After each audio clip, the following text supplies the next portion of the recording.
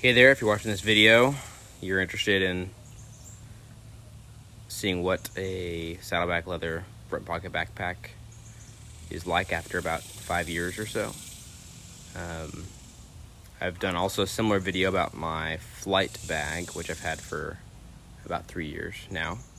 And a lot of people asked to see this bag, so I thought after enough people asking and enough time, I should probably do it. So I'm not sure exactly how old this bag is because I got it secondhand.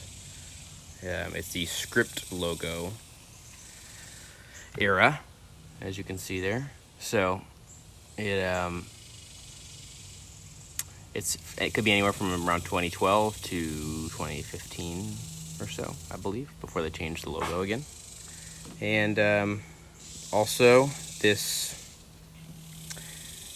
model is not sold anymore as it currently is, but it's not that hard to find secondhand if you like this. This is the large front pocket backpack. They used to have 2 sizes. I believe they only have 1 front pocket backpack size now, and then they also have the thin front pocket backpack. So that's kind of how they've changed things a little bit. But I used to use this as a daily carry for a couple of years, and then I only use it on trips now. It's really perfect. It was just too big for everyday carry. I didn't have enough stuff. I kept making excuses of things that I was bringing with me that I really didn't really need. So I use a flight bag for my daily carry now, and this on trips, and it's perfect.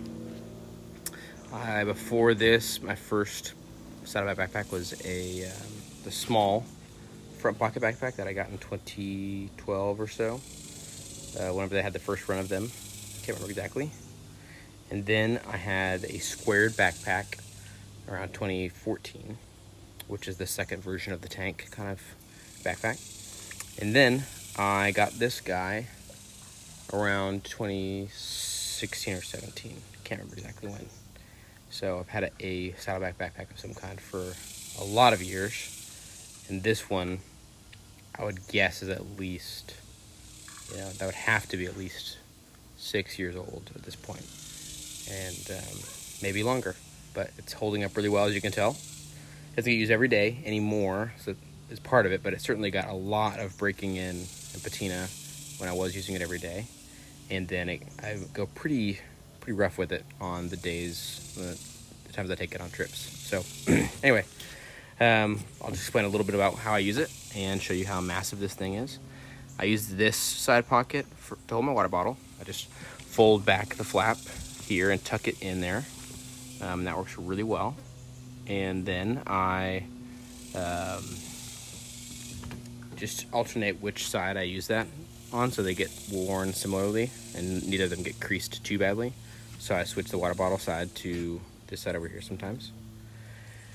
These side pockets are massive, which is one of the things I missed when I moved to the flight bag, because I was so used to being able to put just so many things in these pockets here.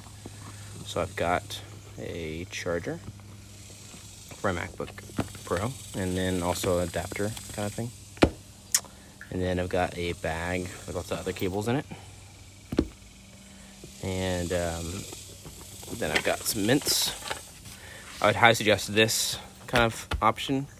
Something just put all your cables in because it's easy to pull out, find what you need, zip it up, put it back in. For a while I didn't do that. I just had a tangled mess of cables in there, so definitely helps to not do that. This pocket behind, I usually put business cards and that kind of thing in there. Plane tickets, whatever else. Not really sure why, but I tied a bandana on my first ever backpack. And then every time I got a different one, I've just transferred the bandana to it. So, not that this bag needs any help standing out from other backpacks and luggage and stuff, but I just kept doing that. So this pocket down here, it's easier to get to once you unbuckle the main compartment. It's long. I usually typically only latch one side unless I have a lot of small items in there, but if I have kind of large or medium-sized items in there, I'm not worried about it falling out just one side, really. So I just latch one side. Or now I've got this quick dry towel in here from a trip, and my mouse. some instant coffee, which I much prefer better coffee than that, but hey, any coffee's better than no coffee. Little power bank, some pens and stuff. The shape of this pocket's just odd enough to be useful, but a little bit hard to use really, really well. I found it works great for some snacks and stuff. Pens can lay down really well in it. It's also harder to get to once you have if you have both of these latched and the main buckle latched right here. It's hard to get to, so you can put some more secure stuff in there if you'd like, and so won't have a hard time sneaking in to it.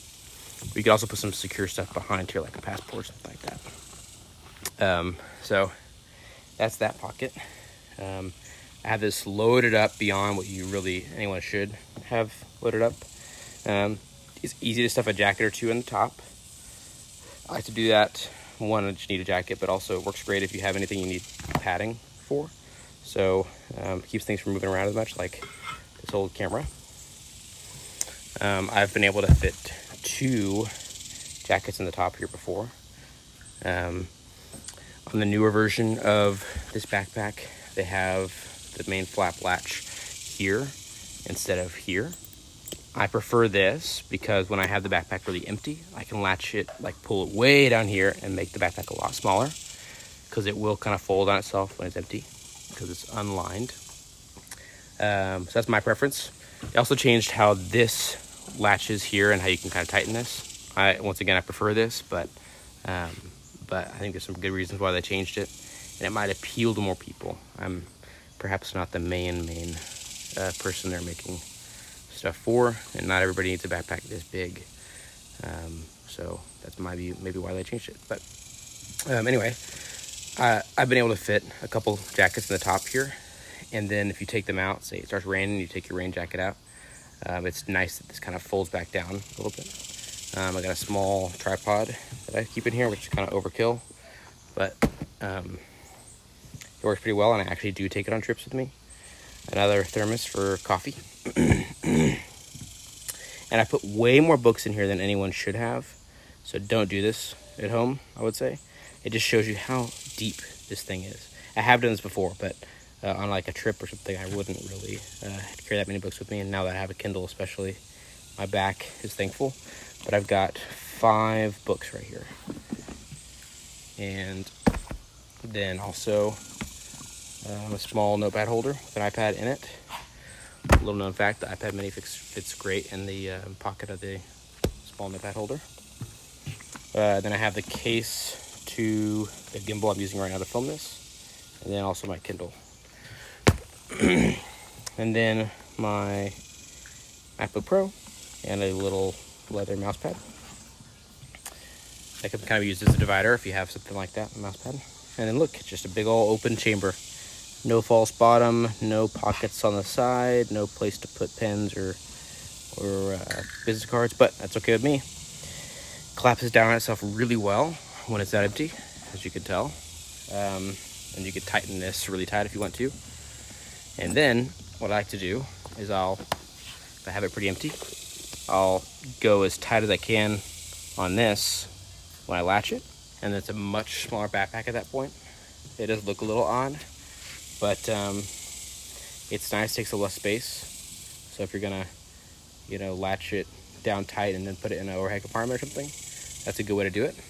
Lots of ways to tighten this up.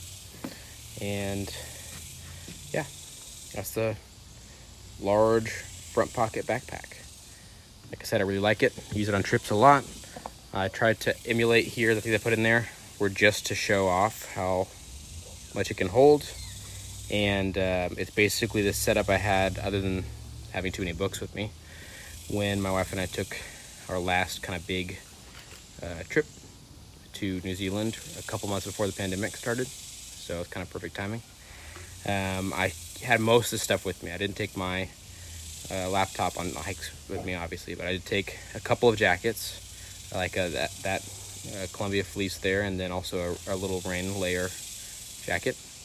I actually just take the tripod, the gimbal, notepad. I had water, obviously, with me, and coffee, a lot of the other stuff, and camera gear as well. So it's pretty nice to have this backpack. It's kind of an all-in-one it's easy to, even if you have it totally full, you actually could take your jacket and put a place on top and then latch this over it. It would stay in place. Dave's talked about that on a few of his videos. And I just like how I've got room to change things up, but I can tighten it down. So there's lots of trips where, you get hot during the day while you're out and about, and so then you can take your jacket off, stuff it in there somewhere. Or the other way around, it starts raining, so you got to pull your jacket out. And it just is very versatile. This thing has been rained and snowed on, and it's doing fine. Let's see. I guess I could show how patinaed the back is here. On the new versions, they've changed how these latch. These are not removable right here. One reason I could see why they do that is because I've noticed that as this leather becomes looser, the little nipple kind of thing can pop out while you're walking around. And the D-rings really do keep it in place. It's not going to fall off your back, but it's kind of annoying to have to redo that. And you can't really make these little kind of notches tighter after they've kind of loosened up a lot. And I like these straps a lot. These are the tube straps. You can still get them, I believe. Some people don't like them. Once they get broken in, they're really nice. I like them a lot. And I've had this on my back for hours and been fine. Some people like to just slide these off and just have the thin leather strap that's under them, which I can get that. It's not as comfortable to me, but it's not completely uncomfortable either. So I get it. And then also on the other backpacks in the past, they had the really, really puffy, big straps on the tank. I've used those before too. To me, these are a perfect middle ground. They're padding without being so beefy. Let's see. Here's the bottom, nice and beat up. Been through a lot there, but still standing. So I can't think of much else. If you have any questions, I'll tell you anything about my experiences or things I like or don't like or have learned about this backpack over time. But yeah, just throw those in the comments and I'll respond as I have time. Thanks for watching. If you haven't already seen my review of the flight bag that I did about 1.5 years ago, check that out. And yeah, thanks for watching, guys. This bag is still, if I didn't say this already, still pretty available on kind of for secondhand on some of the Facebook groups, etc., where you can find it, or you can buy the new version on the site now. I think it's still called the Front Pocket Backpack. You can kind of see some of the changes I was talking about. At the time that I bought this was the highest internal volume backpack that you could buy from Saddleback. I did the calculations of what was available then, and this had even more than the squared backpack at the time. And now most of their backpacks are a little smaller than this, so I think it's still the king, and that's kind of why I went for it. But there's plenty of reasons if you wanted to use a backpack for a daily carry that you wouldn't want something this big. So anyway, thanks for watching, guys, and safe travels. Good luck.